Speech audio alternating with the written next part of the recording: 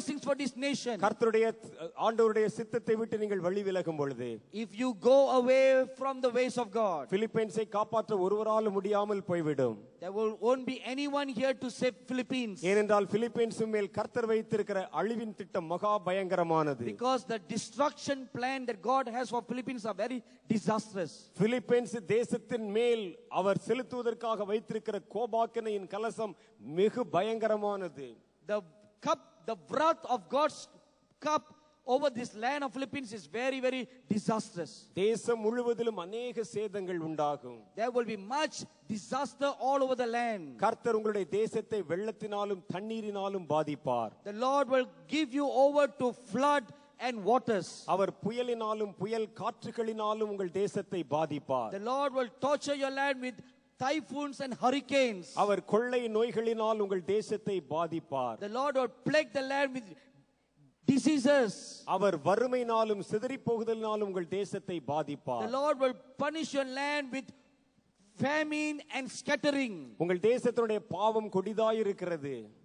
Your sins are very grievous. தேவன் தம்முடைய கிருபையினால் உங்கள் மனம் திரும்புதலுக்காக The காத்திருக்கிறார். Lord is waiting graciously for your repentance. நீங்கள் மனம் திரும்ப வேண்டும் என்று கர்த்தர் The காத்திருக்கிறார். Lord is waiting for you to repent. தேசத்தின் பாவம் வானபரியந்தம் வந்து எட்டிக்கொண்டிருக்கிறது. The sins are reaching right up to heaven. உங்கள் வீதிகளிலே பாவத்தின் ரத்தம் சிந்தப்பட்டு கொண்டிருக்கிறது. The sins of blood have been shed in your streets. ஆகவே தேவன் இந்த தேசத்தின் மேல் கோபமுள்ளவராகவும் இருக்கிறார். Therefore the Lord is also very angry towards the nation. தேவன் தம்முடைய நீதியின்படி தேசத்தின் மேல் தம்முடைய நியாய தீர்ப்பை செலுத்த அவர் ஆயத்தமாக இருக்கிறார். The Lord is also waiting to execute his judgment because of his righteousness. ஒரு குறுகிய காலத்தை உங்கள் மனம் திரும்புதலுக்காக கர்த்தர் கொடுத்திருக்கிறார். The Lord has kept a short time for your repentance. நீங்கள் மனம் திரும்பும் பொழுது உங்கள் தேசத்திலே ஒரு மகா பெரிய மாற்றம் உண்டாகும். When you repent, there will come a great change in your nation. மனம் திரும்புதலை அலட்சியம் பண்ணினால் இதே தேசத்தில் மகா பெரிய அழிவுகள் உண்டாகும். If you will be careless about repentance, a great disaster will come upon this nation. தேசத்தின் மேலே சூறாவளி காற்றுகளும் புயல்களும் சீறி வருவதற்கு ஆயத்தமாய் காத்திருக்கின்றன.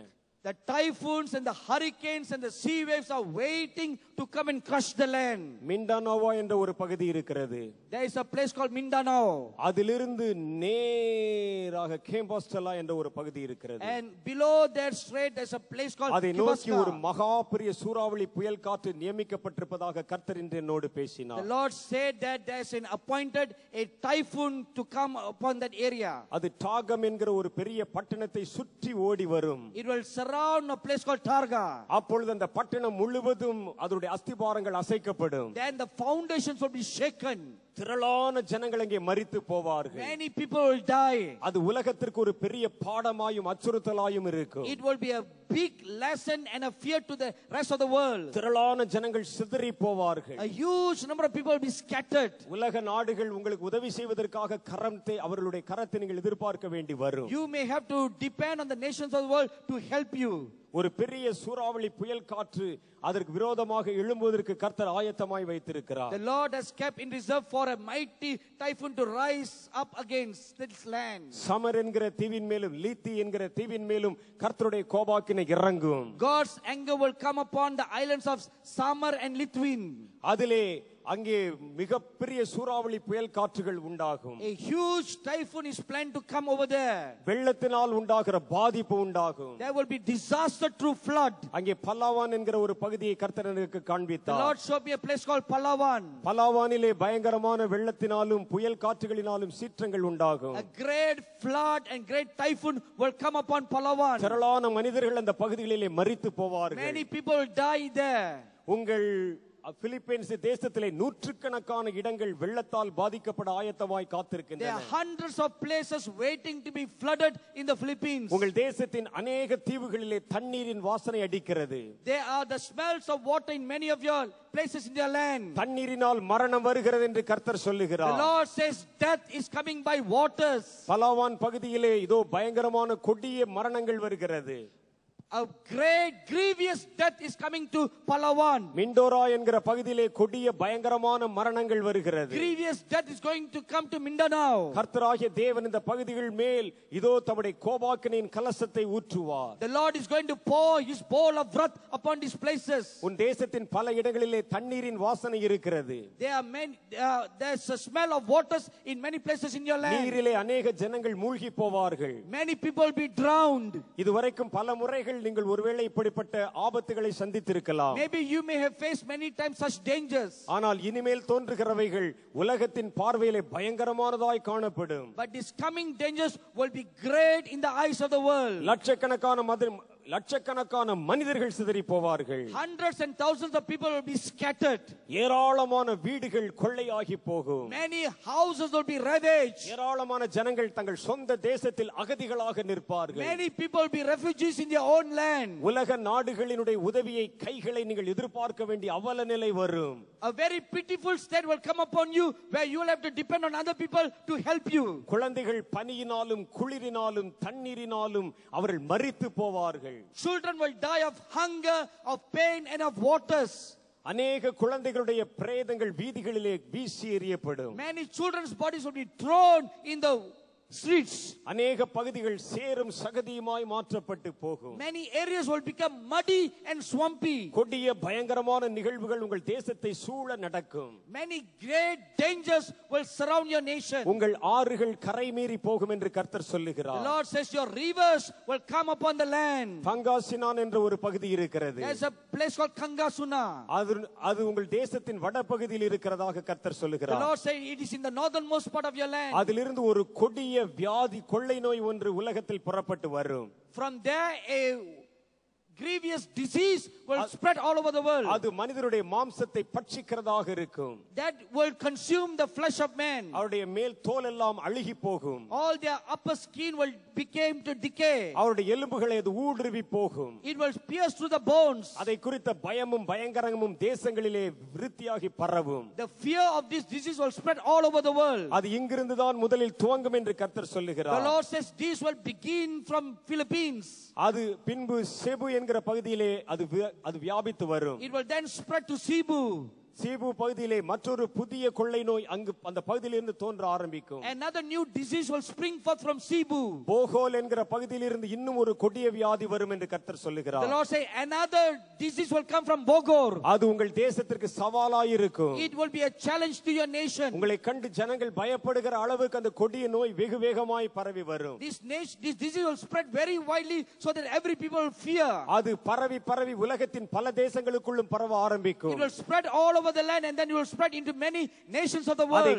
அந்த வியாதி கண்டவனுடைய சரீரம் கரிய நிறமாய் மாறி போகும். When this disease strikes a man, it will cause a man's body to turn black. வயதானவருடைய சரீரங்கள் பாளமாய் வெடித்து போகும். Many old people's bodies will burst. அவருடைய உதடுகள் உலர்ந்து அது காய்ந்து போகும். Their bodies will decay and become rot. அந்த வியாதிகளிலே மரித்தவர்களை புதைப்பதற்கு கூட ஜனங்கள் பயப்படுவார்கள். People will be afraid to bury such people. கொடிய கொள்ளை நோய் உங்கள் தேசத்தை முற்றுகையிட்டுக் கொள்ளும் என்று கர்த்தர் சொல்லுகிறார். The Lord says such plagues will come to surround your land. லூசான் பகுதியிலும் செபு என்கிற பகுதியிலும் பெருவெள்ளங்கள் தோன்ற போகிறது. There's going to come mighty floods in Luzon and Cebu. அது தண்ணீரினாலும் காற்றினாலும் உண்டாகிற பயங்கரங்கள் உங்கள் தேசத்தை சூழ போகிறது. It will come as a result of winds and the waters. இவைகள் எல்லாம் சரித்திரம் காணாத அளவு பயங்கரங்களை கொண்டு வர போகிறது. All these dangers will come that history has never seen before. உங்கள் தேசத்தினுடைய விளைநிலங்கள் பாழாய் போக போகிறது. All your irrigatable land will be destroyed. அப்பொழுது நீங்கள் அப்ப துணிக்கைக்காக பிற தேசங்களை நோக்கி கையேந்த போகிறீர்கள். At that time you are going to stretch out your begging hands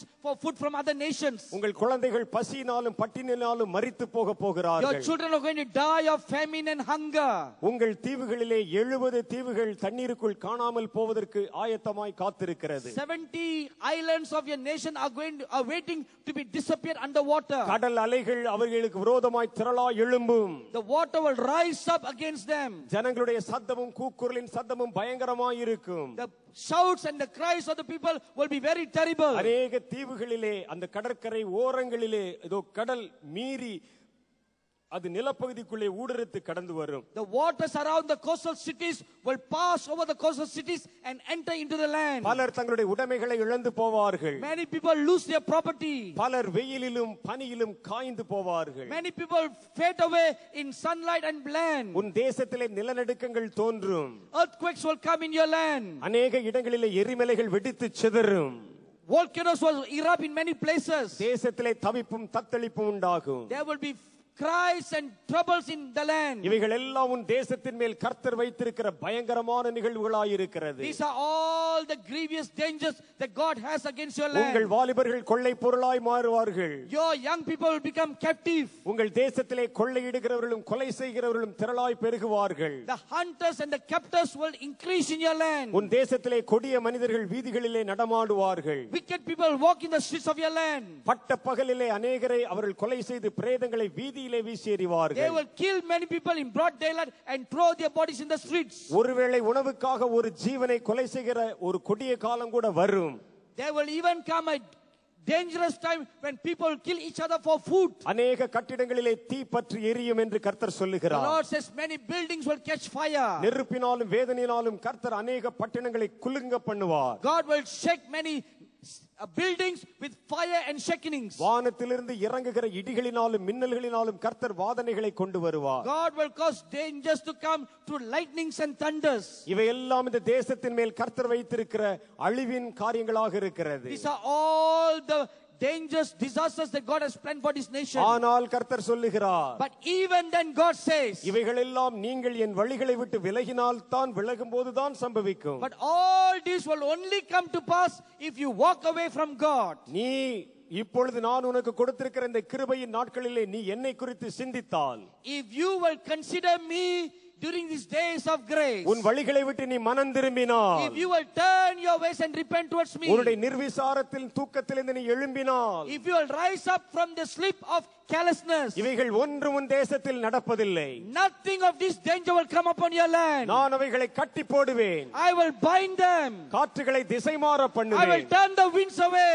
கொள்ளை நோய்களை தூரமாக்குவேன். I will scatter the diseases. உங்கள் வயல் நிலங்களை விளைந்து வள பண்ணுவேன். I will cause your irrigation land to be fertile. அதனுடைய கனிகள் 100 பங்கு பலனை தரும். I will cause 100-fold harvest in their fruits. ஆகவே என் பிரியமான ஜனமே, Therefore, my beloved nation, நான் உனக்கு கொடுத்திருக்கும் இந்த கிருபையின் நாட்களிலே these days of grace that I've given to you, நீ விரைந்து ஒரு முடிவெடுக்க வேண்டியது அவசியமாய் it இருக்கிறது. is important for you to make a quick decision. உன் தேசத்தின் மேல் நான் வைத்திருக்கிற நன்மையான காரியங்களா, These are the good things that I've kept for your land. அல்லது இந்த தேசத்தின் மேல் வைத்திருக்கிற பொல்லாத அழிவுகளா? You must choose between the good things I've kept for you or the wrath that I've kept for you. ஒரு குறுகிய கால அவகாசம் உங்களுக்கு தந்திருக்கிறேன். I have given a short time for you. திருச்சபைகள் மனம் திரும்ப வேண்டும் என்று நான் அவரை உங்களை நோக்கி அழைக்கிறேன். I am calling the churches to repent. பிலிப்பைன்ஸே, Oh Philippines, oh Philippines, இதோ என் சட்டைகளை விரித்து உனக்காக காத்திருக்கிறேன். I have stretched forth my wings and am waiting for you. கோழி தன் குஞ்சுகளை கூட்டி சேர்க்குமா போல, As a chicken will gather, as a hen will gather chickens, என்னுடைய சட்டையின் மறைவுக்குள் உன்னை மறைத்துக் கொள்ள நான் காத்திருக்கிறேன். I am waiting to hide you under my wings. என் சப்தத்துக்கு நீ செவி கொடுத்தால், If you pay heed to my voice, இதோ உன் தேசத்தில் ஆசீர்வாதமான மழை பெய்யும். I will cause rains of goodness to come upon you. அதனுடைய தண்ணீர் துளிகளிலே ஆரோக்கியம் இருக்கும். There will be health in its உன் raindrops. தேசம் அநேக ஜனங்களுக்கு முன்பாக ஆசீர்வாதமாய் இருக்கும். Your nation will be a blessed nation in the eyes of the world. உலகத்திற்கு நீங்கள் என்னுடைய வார்த்தைகளை சுமந்து செல்வீர்கள். You will bear my words to the rest of the world. நீங்கள் என்னுடைய ஜனங்கள் என்று பெயர் சொல்லி You will அழைக்கப்படுவீர்கள். be called by my name as my people. உங்களை என்னுடைய வலது கையிலே நான் தாங்குவேன். I will bear you up by my right hand. உங்கள் வாலிபர்களை நான் உயர்த்துவேன். I will lift up your young people. ஆகவே நான் உனக்கு தந்திருக்கும் இந்த நாட்களை நீ நினைத்துக்கொள். Therefore remember these days that I have given to you. நான் எத்தனை காலம் உன்னிடத்தில் திரும்ப திரும்ப பேச வேண்டும்? How long more must I continually speak to you? என் ஊழியர்களே, நீங்கள் மனம் திரும்பும்படி எத்தனை முறை நான் உங்களுக்கு திரும்ப திரும்ப சொல்ல Oh வேண்டும்? my ministers, how many times must I tell you to repent? என்னை நோக்கி மனம் திரும்புங்கள். repent towards me. என்னிடத்தில் உங்களுக்கு கிருபையும் சமாதானமும் இருக்கிறது. There is grace and peace with me. நான் உங்களை காயங்கட்டுவதற்காக அழைக்கிறேன். I am calling you to bind your wounds. உன்னை உயர்த்துவதற்காக அழைக்கிறேன். I am calling you to lift you up. உன் தேசத்தை தவிப்பிலும் தத்தளிப்பிலிருந்து காத்துக்கொள்வதற்காக அழைக்கிறேன். I am calling you to protect you from the dangers to come. அதற்காக அல்லவோ இந்த இடத்தில் நான் பாரத்தோடு வந்திருக்கிறேன். Even because of that I have come with burden in this place. கர்த்தராகிய தேவன் உங்கள் நடுவிலே இப்பொழுது நின்று கொண்டிருக்கிறதை பார்க்கிறேன். I see the Lord standing in your midst. அவர் வெளிர் மஞ்சள் நிறத்திலே ஒரு நீண்ட வஸ்திரம் தரித்தவராக இருக்கிறார். He is wearing a long robe with white yellow color. அவருடைய தாடியும் மீசையும் அவருடைய தலைமயிரும் திராட்சை பழத்தின் நிறத்தை போல இருக்கிறது. His beard and mustache are like the color of grapes. அவருடைய கண்களிலே ஒரு சோகம் இருக்கிறது. There is some kind of sadness in his eyes. அவர் இரண்டு கரங்களை விரித்தவராக உங்கள் முன்பாக நிற்கிறார். He is standing before you with two stretched out hands. என் பிரியஜனமே, உன் அழிவை நான் எப்படி பார்ப்பேன்? Oh my beloved nation, how can I see your உன் destruction? மாம்சம் அழுகி விழுகிறதை நான் எப்படி பார்ப்பேன்? How can I see your flesh being consumed? உன் குழந்தைகள் அப்பத்துணிக்கைக்காக கையேந்தி பிச்சை எடுக்கிறதை நான் எப்படி How பார்ப்பேன்? can I see your children begging for bread? நான் உனக்காக வைத்திருக்கிற வாக்குத்தத்தங்களை நீ ஒருவேளை கவனமற்று போனால், If you will be careless to pay heed to the blessings I have for you, உன்னை காப்பாற்ற இந்த உலகத்தில் வேறு யார் இருக்கிறார்கள் என்று யோசித்துப் பார். just think for a moment, who else is in this world to save you? எந்த தேசம் உனக்காக கதறும்? Which nation shall weep for you? எந்த தேசம் தன்னுடைய அப்பத்தை உனக்காக பகிர்ந்து கொடுக்கும்? Which nation will share bread with you? எந்த தேசம் உனக்காக தன்னுடைய வீடுகளில் உனக்கு இடம் கொடுக்கும்? Which nation will open its doors for you? ஒருவரும் இல்லை. There is none. ஆகவே இன்றைக்கு நீ மனம் திரும்ப வேண்டும் என்று விரும்புகிறேன். Therefore I desire that today you will repent. நான் உங்கள் நடுவில் நின்று கொண்டிருக்கிறேன். I am standing in your midst. திருச்சபையே, என் சத்தத்துக்கு செவிகொடு. Oh church, listen to my voice. போதும். Enough. தேவையற்ற காரியங்களில் நீ கவனம் செலுத்தினது போதும். Enough of dangling in the affairs of the world. வேண்டாத காரியங்களின் பின்னால் நீ ஓடித் திரிந்தது போதும். Enough of running after useless things.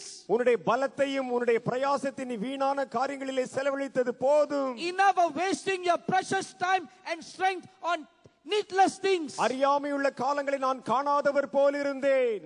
I have forgotten the days of your ignorance. ஆனால் இப்பொழுதோ நீ அறிந்து கொள்ள வேண்டும் என்று இருக்கிறேன். But now I expect you to know. ஆகவே தேசமே, உன் நடுவிலே என்னுடைய தீர்க்கதரிசிகளை நான் அனுப்பி இருக்கிறேன். Therefore nation, I have sent my prophets in your midst. அவர்கள் மூலம் நானே பேசுகிறேன். It is I who spoke through them. அது மனிதர்களுடைய சத்தம் அல்ல. It is not the voice of a நான் man. உனக்கு கொடுக்க வேண்டிய செய்தி. It is my message that I will give. ஆகவே திருச்சபைகளே, Therefore churches, மந்தையை மேய்க்கிறவர்களே, all you people who shepherd the flock, இன்றைக்கு அனுக்கிரக காலம். today is the day of salvation. இன்றைக்கு ரட்சணை நாள். Today is the day of salvation. இதோ நீங்கள் வாசல்களை அடைத்து போடாதிருங்கள். Oh, you do not close your doors. உங்கள் கொழுமையான பதார்த்தங்களை விட்டு மனம் திரும்புங்கள். Turn away from your wicked ways. கர்த்தரே தேவன் என்று அறிந்து கொள்ளுங்கள். Know that the Lord is God. அப்பொழுது நீங்கள் பிழைப்பீர்கள். Only then you shall be உங்கள் saved. தேசம் பிழைக்கும். Your nation shall save. உங்கள் ஜனங்கள் Your பிழைப்பார்கள். people will be saved. கர்த்தராகிய தேவன் நான் உங்களுக்கு விருதாவாய் இதை சொல்லிக் கொண்டிருக்கவில்லை. The Lord, I am not carelessly talking to you. உங்கள் தேசத்தின் மேல் கொடிய நிகழ்வுகள் நடக்க ஆரம்பித்தால், If wicked things will begin to come to pass upon your அது land, உலகத்தின் கடையாந்தரங்கள் வரைக்கும் பேசப்படும். it will be talked to the uttermost part of the world.